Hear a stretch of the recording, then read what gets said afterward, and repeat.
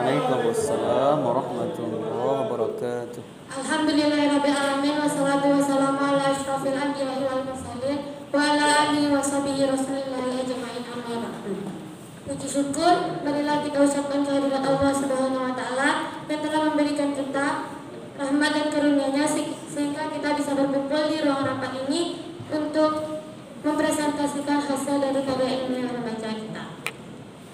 Salawat beserta salam marilah sama-sama kita kirimkan kepada Nabi besar Muhammad SAW dengan mengucapkan Allahumma sholli ala Muhammad wa ala ali Muhammad.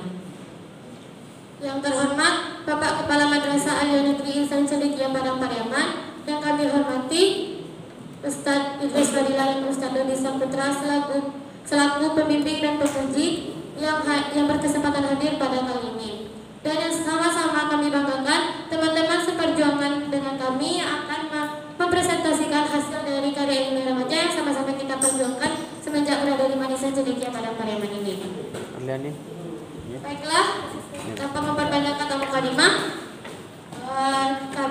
saya Najla Aga Zahira dengan rekan saya Naila Aprinira akan mempresentasikan karya ilmiah kami yang berjudul Dampak Tradisi Maisi Sasudui terhadap Sikap Suami dan Istri dalam Membina Rumah Tangga di Kota Payakumbuh.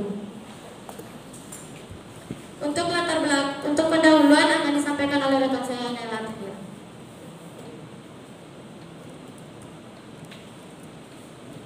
Langsung saja ke bab 1 yaitu pendahuluan. Yang pertama adalah latar belakang. Jadi alasan kami memilih topik ini adalah yang pertama itu untuk mengetahui, karena saya sendiri juga orang Payakumbuh. Jadi kami ingin mengetahui apakah ada dampak dari tradisi Maisi Sasudui ini terhadap sikap suami dan istri dalam membina rumah tangganya nanti. Kemudian kami memiliki 3 rumusan masalah. Yang pertama itu bagaimana pelaksanaan tradisi Maisi Sasudui di Kota Payakumbuh. Yang kedua, bagaimana dampak tradisi Maisi Sasudui terhadap sikap suami dan istri dalam membina rumah tangga di Payakumbuh. Dan yang ketiga, bagaimana sikap suami dan istri terhadap pelaksanaan tradisi Maisi Sasudui di Kota Payakumbuh. Kemudian tujuan dari penelitian ini adalah untuk mengetahui proses pelaksanaan tradisi Maisi Sasudui di Nagari Kota Payakumbuh, mengetahui dampak tradisi Maisi Sasudui terhadap sikap, dan mengetahui sikap suami dan istri terhadap pelaksanaan tradisi Maisi Sasudui. Kemudian kami memiliki hipotesis. Yang pertama yaitu tidak terdapat dampak tradisi Maisi Sasudui terhadap sikap suami dan istri dalam membina rumah tangga. Dan hipotesis yang kedua itu terdapat dampak tradisi Maisi Sasudui terhadap sikap suami dan istri dalam membina rumah tangga.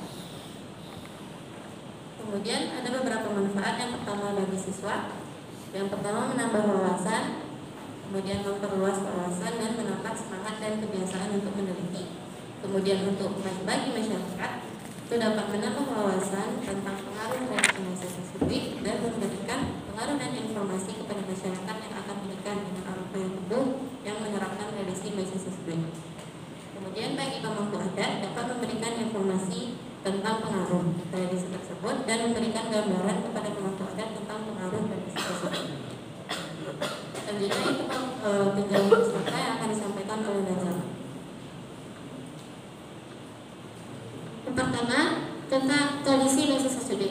Tradisi Maisi Sasudui sendiri adalah pemberian sejumlah barang atau uang yang harus dipenuhi oleh laki-laki yang hendak meminang seseorang perempuan dari wilayah 50 kota. Terkhususnya pada saat ini kami mengambil kota Payakumbuh. Besaran pemberian ini ditentukan berdasarkan kesepakatan antara keluarga kedua belah pihak selambat-lambatnya 3 hari menjelang pernikahan. Hal ini memang tidak ada sanksi tertulisnya, tetapi bisa jadi penundaan atau pembatalan pernikahan akibat tidak adanya uang Sasudui ini.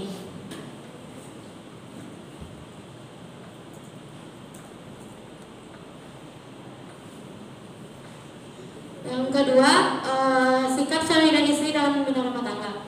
Dalam membina rumah tangga ini sudah lazim bahwa seorang suami akan bersikap sebagai seorang pemimpin yang akan bertanggung jawab terhadap keluarga dan menyelesaikan persoalan dan perselisihan yang muncul dalam keluarga. Sedangkan seorang istri memiliki sikap lebih lembut dan akan selalu mengikuti apapun yang dikatakan oleh suaminya. Jadi di sini kami memiliki penelitian yang dapat. Yang pertama tuh tentang Arlita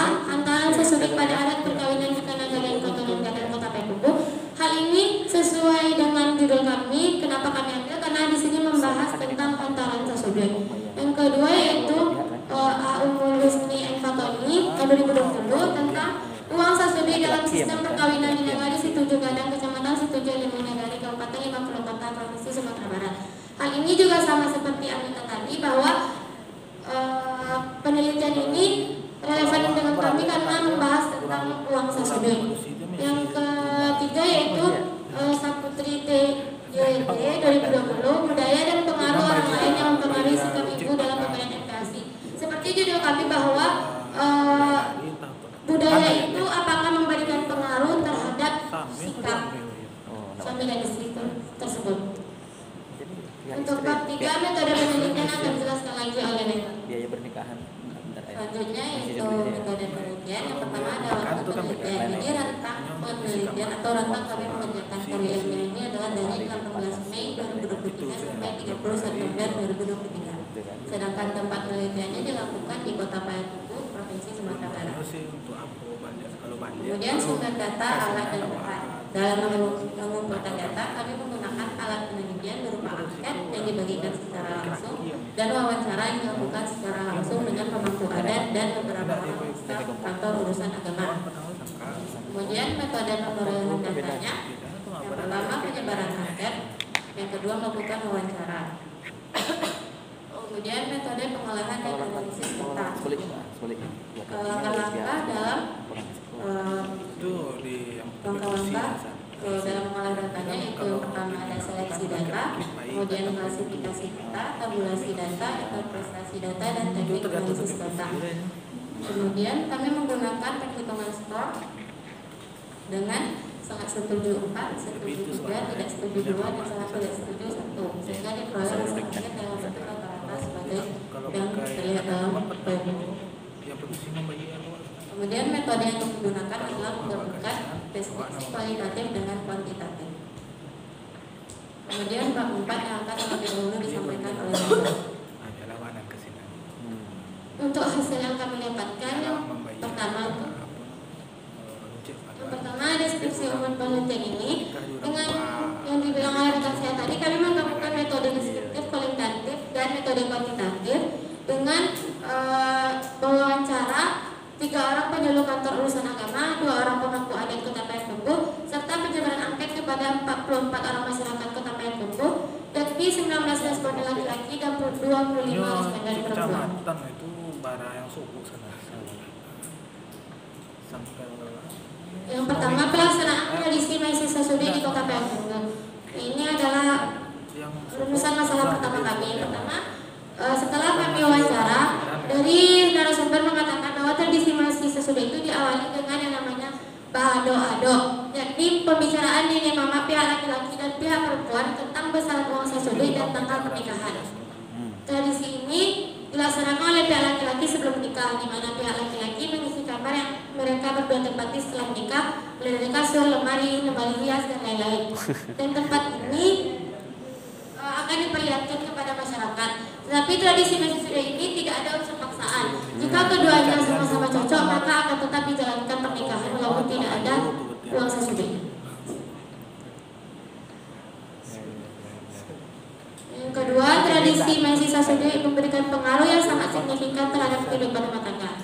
Berdasarkan data yang diperoleh dari 10 orang atau 52,63% dari responden laki-laki menjawab sangat setuju dan setuju. Mayoritas responden laki-laki setuju bahwa tradisi Maisi Sasudi memberikan pengaruh yang sangat signifikan terhadap kehidupan rumah tangga. Tingkat persetujuan responden laki-laki bahwa tradisi Maisi Sasudi memberikan pengaruh yang sangat signifikan terhadap kehidupan rumah tangga ditemukan hasil 64,47% dari yang diharapkan 100%. Berdasarkan data yang diperoleh, 19 responden rata-rata 22,6 terletak pada daerah mendekati setuju. Hal ini kami menggunakan skala Likert. Jadi kami menghitungnya dengan yang kami gunakan dari metode tadi, yaitu menggunakan poin-poin. Jadi untuk sangat setuju itu 4, untuk setuju 3, dan untuk tidak setuju 2, dan sangat tidak setuju 1. Jadi mungkin misal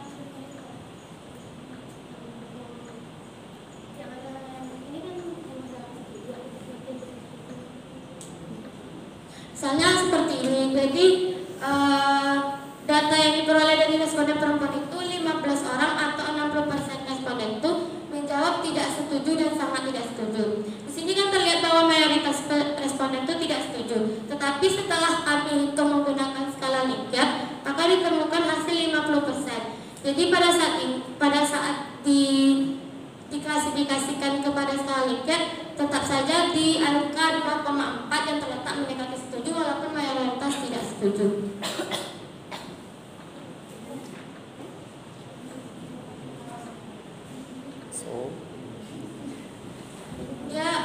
Dia sebenarnya kalau mayoritas tidak setuju, tetapi di angkanya masih di rata-rata yang mendekati setuju karena masih ada dari responden yang mengatakan setuju.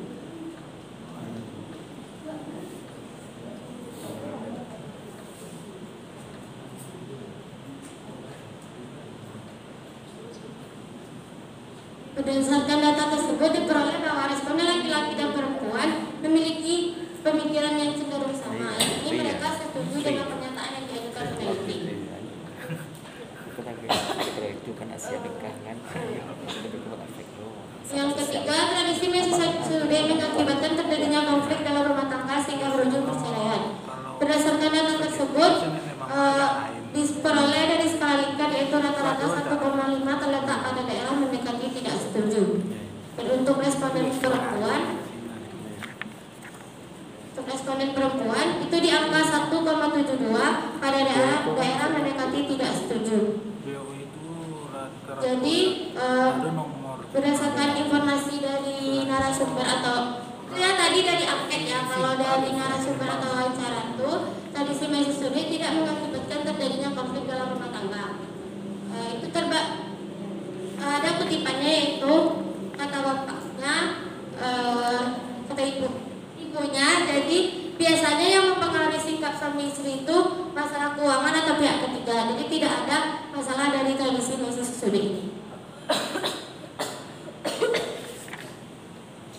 Yang keempat, berdasarkan data dari 17 orang responden laki-laki itu menjawab tidak setuju dan sangat tidak setuju. Jadi skala Likertnya mendekati daerah tidak setuju. Untuk perempuan di angka 2,1 yang mendekati setuju terhadap tradisi mesis studi menyebabkan terjadinya perubahan sikap terhadap suami dan istri dalam membina rumah tangga. Jadi berdasarkan data tersebut diperoleh bahwa responden laki-laki dan responden perempuan memiliki pemikiran yang cenderung berbeda. Yakni responden laki-laki tidak setuju dan responden perempuan setuju dengan pernyataan yang diajukan peneliti bahwa tradisi mesis studi menyebabkan terjadinya perubahan sikap terhadap suami istri dalam membina rumah tangga. Untuk selanjutnya akan dijelaskan oleh rekan saya. Kemudian yang selanjutnya yaitu tradisi mesis studi dapat mempengaruhi sikap suami terhadap istri setelah menikah. Dari responden laki-laki itu mayoritas tidak setuju dan setelah diolah menggunakan skala Likert itu 1,9 yang mendekati tidak setuju. Sedangkan dari responden perempuan 24 orang menjawab tidak setuju. Jadi terletak di 2,04 tetap mendekati setuju. Dan diperoleh responden laki-laki dan perempuan pemikirannya berbeda. Yang laki-laki cenderung tidak setuju dan perempuan cenderung setuju. Kemudian yang selanjutnya itu tradisi mesis studi memberatkan orang yang akan menikah. Berdasarkan data yang diperoleh itu mayoritas responden laki-laki tidak setuju dan rata-rata 2,1 masih terletak pada daerah mendekati setuju. Sedangkan data dari responden perempuan itu terletak pada 2,3 juga terletak mendekati setuju. Dan berdasarkan hasil dari wawancara, berdasarkan informasi dari narasumber tersebut, kalau sebenarnya mesis studi itu sesuai kemampuan dan tidak memberatkan orang yang akan menikah. Kemudian topik yang selanjutnya yaitu tradisi mesis studi memberatkan pihak laki-laki yang berasal dari luar hukum. Dari responden laki-laki itu terletak pada 2,2 mendekati setuju. Sedangkan responden yang perempuan juga terletak pada 2,4 juga mendekati setuju. yang selanjutnya itu kesimpulan dan saran. Untuk kesimpulannya, pertama, tradisi mengisi sesudah diawali dengan berado-ado, kemudian dilanjutkan dengan mengisi kamar mempelai perempuan dengan barang-barang yang sudah disepakati, kemudian diperlihatkan kepada masyarakat atau kerabat. Yang kedua, tradisi mengisi sesudah tidak memberikan pengaruh yang signifikan terhadap kehidupan rumah tangga. Yang ketiga, sikap suami dan istri terhadap pelaksanaan tradisi mengisi sesudah di kota Payakumbuh cenderung menyetujui bahwa budaya sesudah memberatkan orang yang akan menikah dan calon laki-laki yang berasal dari luar kota Payakumbuh. Setelah melakukan perhitungan statistik dengan menggunakan skala Likert menunjukkan bahwa hipotesis 0 benar, yakni tidak terdapat tradisi mengisi sesudah terhadap sikap suami dan istri dalam membina rumah tangga di kota Payakumbuh, karena hasil perhitungan jawaban responden menunjukkan angka 0,7 yang berarti kecenderungan mendekati tidak setuju. Untuk saran yang pertama, tradisi mengisi sesudah dapat terus dilaksanakan karena tidak memberikan dampak yang signifikan terhadap sikap suami dan istri dalam membina rumah tangga di kota Payakumbuh serta tidak merugikan pihak manapun. Yang kedua, peneliti menyarankan agar untuk kasus calon pengantin laki-laki yang tidak atau kurang mampu untuk memenuhi tradisi mengisi sesudah, hendaknya hal tersebut dapat didiskusikan secara keseluruhan antara kedua belah pihak, sehingga solusi dapat diberikan kepada calon pengantin laki-laki tersebut, bisa diberi keringanan atau lainnya sesuai kesepakatan bersama, agar tidak memberatkan salah satu pihak dan pernikahan dapat tetap dilaksanakan. Peneliti berharap generasi-generasi selanjutnya dapat terus melestarikan dan melanjutkan tradisi mengisi sesudah untuk menjaga kelestarian dan kelanjutan dari adat dan istiadat dan turun-temurun saling kanan dari ini. Baiklah, hanya itu yang dapat kami sampaikan. Terima kasih atas perhatiannya. Apakah ada pertanyaan dari teman-teman? Yang ditanyakan?